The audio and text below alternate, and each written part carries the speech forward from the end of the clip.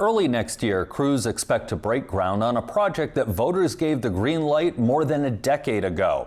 In 2006, Pima County voters approved the Regional Transportation Authority, and with it, 35 roadway improvement projects that included widening Broadway Boulevard between Euclid and Country Club, or the so-called Sunshine Mile.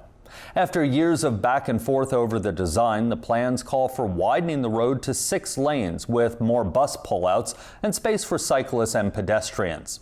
Since Rio Nuevo's district covers the area, it will have a big hand in the final look. In Arizona Public Media's radio studio, I spoke to Rio Nuevo Chair Fletcher McCusker about the district's vision for the project. So what's Rio Nuevo's vision for the Sunshine Mile? If you've been to Palm Springs or Laguna Beach or Dana Point, it's going to be shopping, retail, small boutique, cafe-like environments, funky retail, and we're going to run an open-wheel trolley from downtown to Elkhorn Mall and stop at the various places along the route. So, hip is the word we're shooting for. So. You mentioned an open-wheel trolley. Is this the first beginning of the expansion of the streetcar, possibly? Well, that's very expensive. That's $50 million a mile. So I don't think in our lifetime you and I will see light rail going to Elkhorn or to the airport, which has always been the fantasy. But we can certainly offer an open-wheel alternative to that and make it fun. Places. The biggest challenge we're going to have after the widening is going to be parking. So we've got to think creatively about how to move people up and down that 2-mile stretch. McCusker says Rio Nuevo anticipates it will spend about $2 million on the project.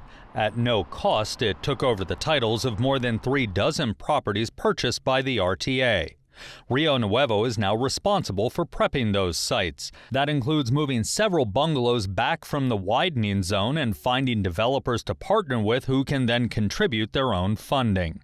The properties that Rio Nuevo inherited on Broadway, will you keep those or will they be sold eventually to the developers or somebody else? We're going to keep them probably till we sunset.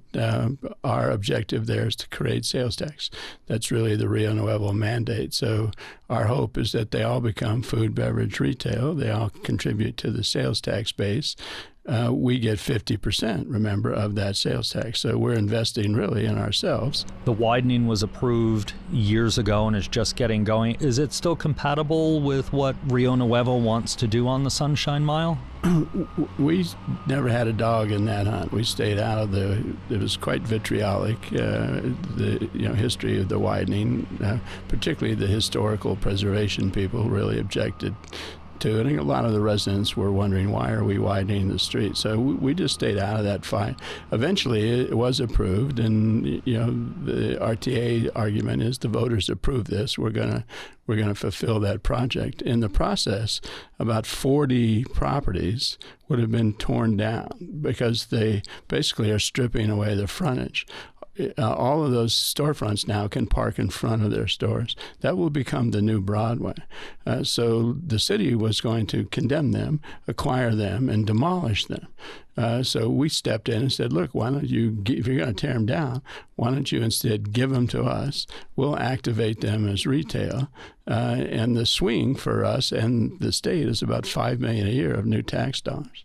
And so parking will then be behind, but then also the open-wheel trolley to help people get down We're there. going to be really creative about parking. We're looking for adjacent parcels, shared parking. We're going to activate the alleys so people can access the back of these properties, and we're going to increase public transportation. A lot of talk in the community, as you have mentioned, about saving those historic buildings. Why do you think it's so important? Why do people want to save those buildings on Broadway?